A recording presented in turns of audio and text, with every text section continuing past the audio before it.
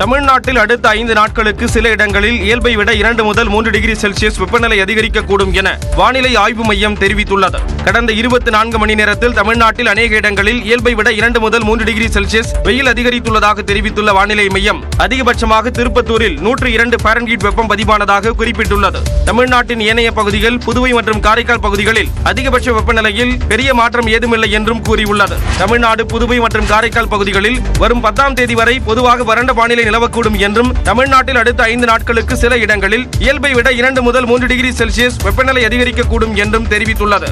சென்னையை பொறுத்தமட்டில் அதிகாலையில் லேசான பனிமூட்டமாகவும், பகலில் அதிகபட்சமாக 97 டிகிரி ஃபாரன்ஹீட் வரை வெயில் அதிகரிக்கக்கூடும் என்றும் தெரிவிக்கப்பட்டுள்ளது.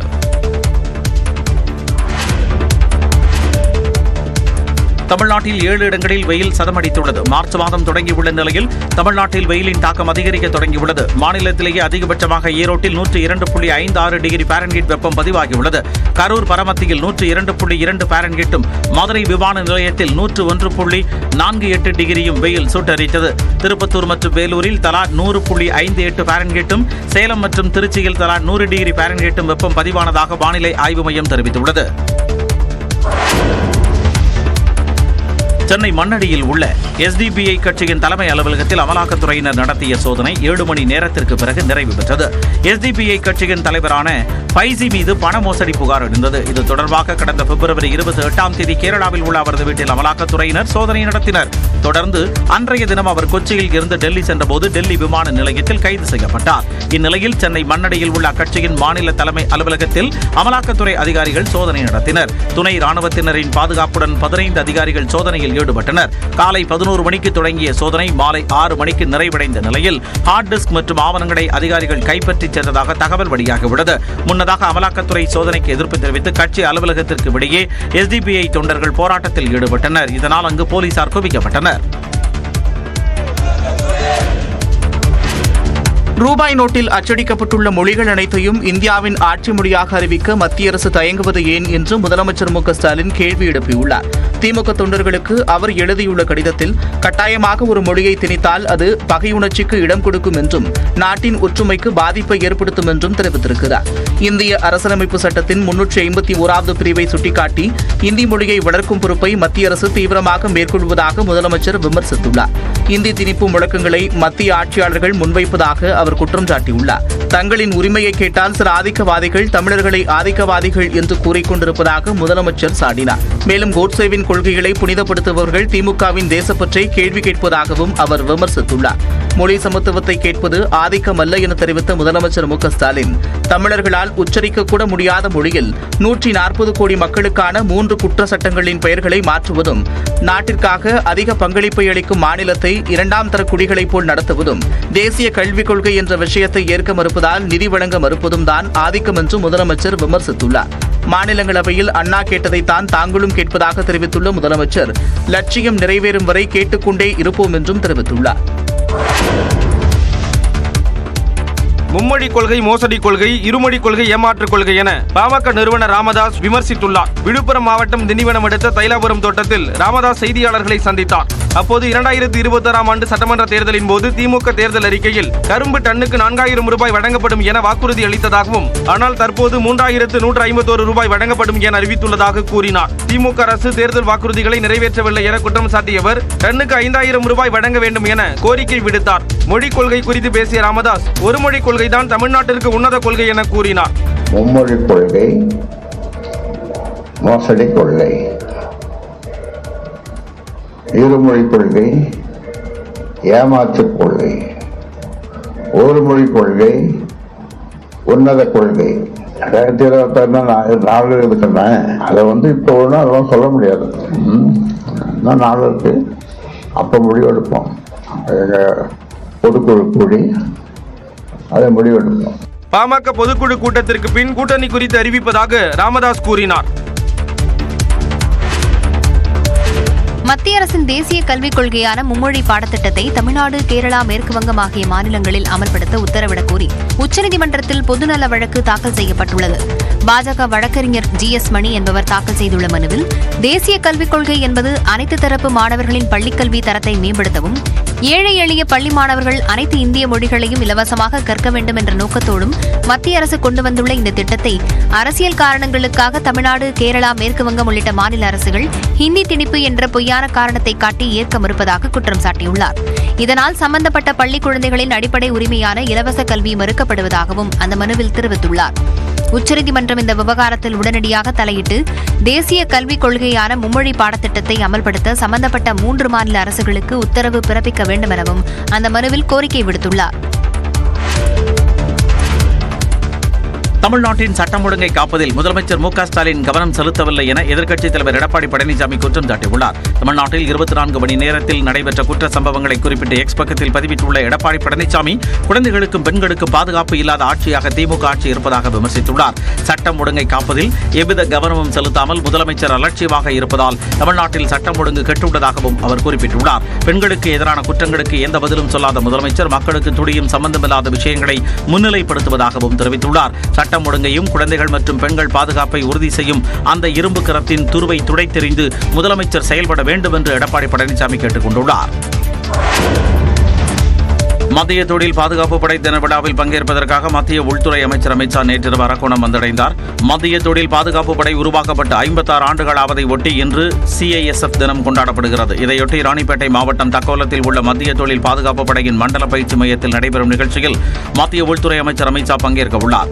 இதற்காக அவர் டெல்லியில் இருந்து தனி விமானத்தில் அரக்கோணம் INS ராஜாடி கடற்படை விமான தளத்திற்கு நேற்றிரவு வருகை புரிந்தார். அவரை பாஜக மாநில தலைவர் அண்ணாமலை, மாவட்ட ஆட்சியர் சந்திரகலா உள்ளிட்ட அதிகாரிகள் பூங்கொத்து கொடுத்து வரவேற்றனர். பின்னர் அங்கிருந்து பலத்த பாதுகாப்புடன் காரில் தக்கோலம் மத்திய தொழில் பாதுகாப்பு படை மையத்திற்கு சென்றார். இரவு அங்கேயே தங்கி ஓய்வெடுத்தார். தொடர்ந்து இன்று காலை 8 மணிக்கு CISF உதய தின விழாவில் அமித் ஷா கலந்து கொண்டு வீரர்களின் அணிவகுப்பு மரியாதை ஏற்று உரையாற்ற உள்ளார்.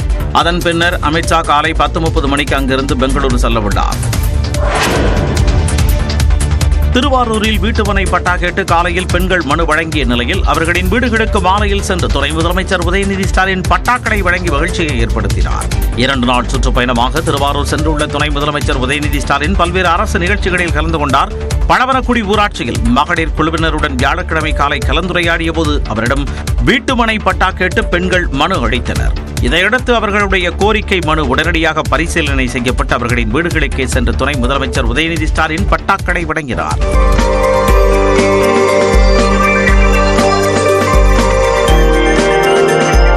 இதேபோல் திருவாரூரில் இருந்து மருதவாஞ்சேரி கிராமத்திற்கு செல்லும் வழியில் கூத்தனூர் பகுதியில் ஒரு பெண் விவசாயி மழையால் தனது பருத்தி பயிர் பாதிக்கப்பட்டதால் நஷ்டமடைந்ததாக மனு அளித்தார். இந்நிலையில் அரை மணி நேரத்தில் மீண்டும் அப்பகுதிக்கு வந்த உதயநிதி அந்த பெண் விவசாயியிடம் 15 கிலோ பருத்தி விதைகளை வழங்கினார். இதற்கு அந்த பெண்மணி துணை முதலமைச்சருக்கு திருப்பதி ஏழுமலையான் கோயிலில் வழிபட வரும் பக்தர்களுக்கு இலவசமாக வழங்கப்படும் அன்னதானத்துடன் இலவச மசால் வடை வழங்கும் திட்டமும் தொடங்கப்பட்டுள்ளது.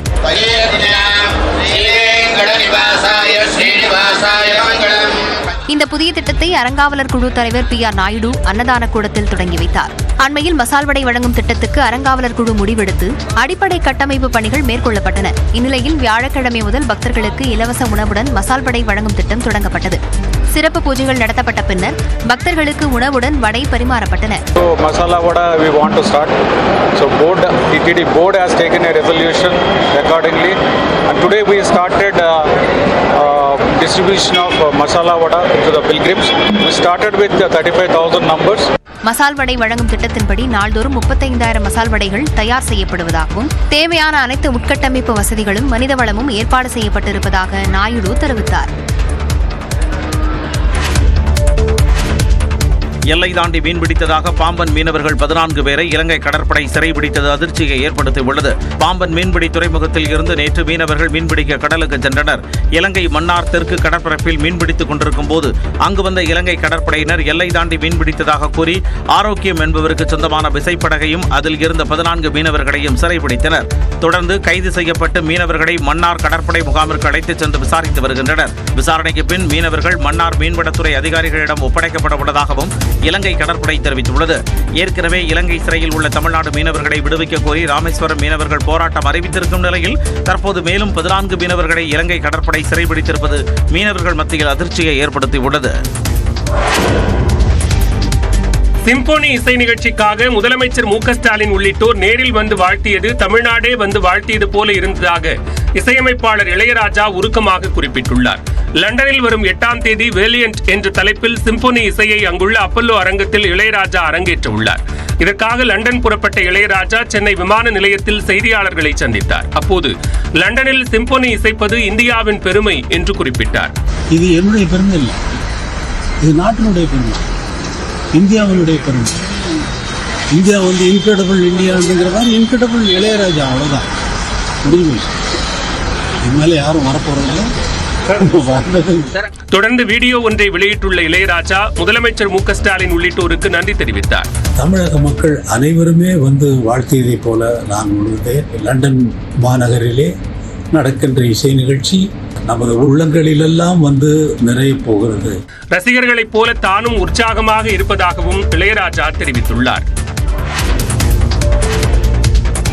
ஆனந்த விகடன் இணையதள முடக்கத்தை நீக்குமாறு மத்திய அரசுக்கு சென்னை உயர்நீதிமன்றம் உத்தரவிட்டுள்ளது. சர்ச்சைக்குரிய கார்ட்டூன் விகடனின் இணைய இதழில் வெளியானது. இந்த கார்ட்டூன் தொடர்பாக தமிழ்நாடு பாஜக தலைவர் அண்ணாமலை கொடுத்த புகாரின் பேரில் விகடனின் இணையதளம் கடந்த மாதம் 15ஆம் தேதி முடக்கப்பட்டது. தொலைத்தொடர்புத்துறைக்கு மத்திய தகவல் மற்றும் ஒலிபரப்பு அமைச்சகம் அளித்த பரிந்துரையின்படி விகடன் பத்திரிகையின் இணையதளம் இந்தியாவில் முடக்கப்பட்டதாக தெரிவிக்கப்பட்டது. இதை எதிர்த்து சென்னை உயர்நீதிமன்றத்தில் விகடன் நிறுவனம் சார்பில் தொடர்ந்த வழக்கு நீதிபதி பரத சக்கரவர்த்தி முன் விசாரணைக்கு வந்தது. அப்போது ஆனந்த விகடன் நிறுவனம் சார்பில் மூத்த வழக்கறிஞர் விஜயநாராயணன் ஆஜராகி இது ஊடக சுதந்திரத்தை பறிக்கும் செயல் எனவும் கார்ட்டூன் இந்திய இறையாண்மைக்கு எதிரானது அல்ல என்றும் வாதிட்டார். வாதங்களை கேட்ட நீதிபதி விகடன் இணையதளம் முடக்கத்தை நீக்குமாறு மத்திய அரசுக்கு உத்தரவிட்டதோடு சம்பந்தப்பட்ட கார்ட்டூனை பிளாக் செய்யுமாறு நிறுவனத்துக்கும் அறிவுறுத்தினார். நாம் தமிழர் கட்சி ஒருங்கிணைப்பாளர் சீமான் வீட்டின் பாதுகாவலர்கள் இருவருக்கு பிணை வழங்க செங்கல்பட்டு மாவட்ட அமர்வு நீதிமன்றம் மறுப்பு தெரிவித்துள்ளது. நடிகை அளித்த புகார் தொடர்பாக நேரில் ஆஜராகுமாறு சீமானுக்கு சம்மன் வழங்க வந்த காவல்துறையினர் சென்னை நீலாங்கரையில் உள்ள இல்லத்தில் சம்மனை ஒட்டிச் சென்றனர். இந்த சம்மன் கிழிக்கப்பட்ட விவகாரத்தில் சீமான் வீட்டு பணியாளர் சுபாகர் மற்றும் காவலாளி அமல்ராஜ் ஆகியோருக்கும் போலீசாருக்கும் இடையே மோதல் ஏற்பட்டது. இதனையடுத்து சம்மனை கிழித்து பணி செய்ய விடாமல் தடுத்ததாகவும் ஆயுதங்களை கொண்டு போலீசாரை தாக்கியதாகவும் இருவர் மீதும் வெவ்வேறு வழக்குகள் பதிவு செய்யப்பட்டு கைது செய்யப்பட்டனர். இந்நிலையில் இருவரும் பிணை கோரி கடந்த 28ஆம் தேதி செங்கல்பட்டு மாவட்ட அமர்வு நீதிமன்றத்தில் மனு தாக்கல் செய்திருந்தனர். இந்த மனுக்கள் நீதிபதி மேவிஸ் தீபிகா சுந்தரவதனா முன்பு விசாரணைக்கு வந்தபோது இருவரது ஜாமீன் மனுக்களையும் தள்ளுபடி செய்து உத்தரவிட்டார். முன்னதாக அரசு அதிகாரிகளை பணி செய்ய விடாமல் தடுத்ததாக தொடரப்பட்ட வேறொரு வழக்கில் சோழிங்கநல்லூர் நீதிமன்றம் கடந்த சனிக்கிழமை இருவருக்கும் பிணை வழங்கியது.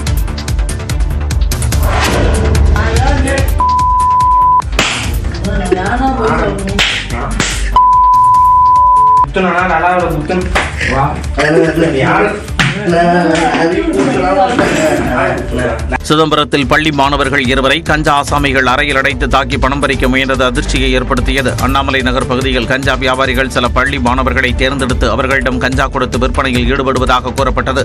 கஞ்சா வியாபாரி உடப்பு சிவா, வினோத்குமார் ஆகியோர் பள்ளி மாணவர்களை இவ்வாறு பயன்படுத்தி வந்த நிலையில் இது தொடர்பாக 2 மாதங்களுக்கு முன்பு இருவரையும் தாக்கியுள்ளனர். விற்பனைக்கு கொடுத்த கஞ்சாவுக்கு கொடுத்த பணத்தை திருப்பி கொடுக்காமல் ஏமாற்றியதாக 2 மாணவர்களை அறைக்கு வரவழைத்து தாக்கியுள்ளனர். செல்போனை பறித்துக் கொண்டு இருவரும் தலா 1000 ரூபாய் கொடுக்க வேண்டும் என மிரட்டல் விடுத்ததை வீடியோ எடுத்துள்ளனர். நீ 5 நாள் வரலன்னு சொன்னா நைக்கு வந்த இடம் வந்து போய் மாமா நம்ம மூஞ்சில குத்தம் போல வருது மாமா. சத்தியமா இருக்கிட்டு மூஞ்சாவே நல்ல போல வச்சுக்கலாம். தற்போது இந்த வீடியோ வெளியாகியுள்ள நிலையில் இது தொடர்பாக உடப்பு சிவா குண்டர் தடுப்பு சட்டத்தில் கைது செய்யப்பட்டு சிறையில் அடைக்கப்பட்டிருப்பதாக காவல்துறையினர் விளக்கம் அளித்துள்ளனர். மாணவர்களை தாக்கிய வினோத்குமார் என்பவரும் சிறையில் உள்ள நிலையில் வீடியோ பதிவு செய்த விமல்ராஜ் என்பவரை தேடி வருவதாகவும் தெரிவிக்கப்பட்டுள்ளது. மகாத்மா காந்தியின் கொள்கைகளால் ஈர்க்கப்பட்ட ஒரு அரசியல் கட்சி நகர்ப்புற நக்சல்களை போன்று செயல்பட்டு வருவதாக காங்கிரஸ் கட்சியை பிரதமர் நரேந்திர மோடி கடுமையாக சாடியிருக்கிறார். டெல்லியில் தனியார் நிகழ்ச்சி ஒன்றில் கலந்து கொண்டு பேசிய அவர் கடந்த 10 ஆண்டுகளில் மக்களின் விருப்பங்கள் அதிகரித்து வருவதாகவும் நாடு பெரிய லட்சியங்களுடன் முன்னேறி வருவதாகவும் தெரிவித்தார். தேச பாதுகாப்பில் அரசு அதிக கவனம் செலுத்தி வருவதாக கூறிய பிரதமர் பயங்கரவாத தாக்குதல் சம்பவங்கள் மற்றும் ஸ்லீப்பர் செல்கள் நாட்டிலிருந்து மறைந்து விட்டதாகவும் பெருமிதம் தெரிவித்தார். இந்தியாவில் நக்சலிசம் அழிவின் விளிம்பில் இருப்பதாகவும் அரசின் தீர்க்கமான நடவடிக்கை காரணமாக வனப்பகுதியிலிருந்து நக்சலிசம் முற்றிலுமாக ஒழிக்கப்பட்டு வருவதாகவும் கூறினார். ஆனால் நகர்ப்புறங்களில் நக்சலிசம் தலை தூக்குவது புதிய சவாலாக உருவெடுத்திருப்பதாக கவலை தெரிவித்தார். நக்சலிசத்தை எதிர்த்து வந்த அரசியல் கட்சி தற்போது அவர்களது மொழியில் பேசத் தொடங்கியிருப்பதாகவும் நாட்டின் வளர்ச்சி மற்றும் பாரம்பரியத்தை கடுமையாக எதிர்த்து வருவதாகவும் காங்கிரஸ் கட்சியை பிரதமர் மோடி மறைமுகமாக விமர்சித்தார்.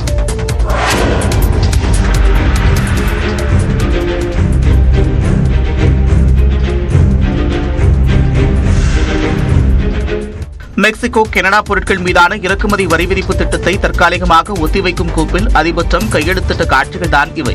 அமெரிக்க அதிபராக டிரம்ப் பதவியேற்ற பிறகு புதிய வரி விதிப்பு கொள்கைகளை அமல்படுத்தி வருகிறார். அதன்படி செவ்வாய்க்கிழமை நள்ளிரவு முதல் சீனா, கனடா, மெக்சிகோ நாடுகளின் இறக்குமதிக்கு கூடுதல் வரி விதிக்கும் நடைமுறை அமலுக்கு வந்தது. இதேபோன்று சீனாவுக்கு கூடுதலாக 10% வரி விதிக்கப்படும் என்று டிரம்ப் தெரிவித்தார். இதற்கு பதிலடியாக தங்கள் நாட்டில் இறக்குமதியாகும் அமெரிக்க பொருட்களுக்கு கூடுதல் வரி விதிக்கப்படும் என்று சீனா மற்றும் கனடா நாடுகள் அறிவித்தன. இதனால் அமெரிக்க பொருளாதாரம் ஆட்டம் காணலாம் என்றும் அச்சம் எழுந்தது. இந்நிலையில் கனடா, மெக்சிகோ நாடுகளிலிருந்து இறக்குமதி செய்யப்படும் பொருட்கள் மீதான வரி விதிப்பை ஏப்ரல் 2ஆம் தேதி வரை ஒத்திவைப்பதாக அதிபர் டிரம்ப் அறிவித்திருக்கிறார். அமெரிக்கா, கனடா, மெக்சிகோ வர்த்தக ஒப்பந்தத்தின்படி இந்த முடிவு எடுக்கப்பட்டிருப்பதாகவும் கூறினார். புதிய வரி விதிப்பு கொள்கையை தொடர்ந்து அமெரிக்க பங்குச்சந்தை கடும் வீழ்ச்சியை சந்தித்து வந்த நிலையில் பங்குச்சந்தை வீழ்ச்சிக்கும் வரி விதிப்பு ஒத்திவைக்கப்பட்டிருப்பதற்கும் சம்பந்தமில்லை என்றும் டிரம்ப் தெரிவித்தார்.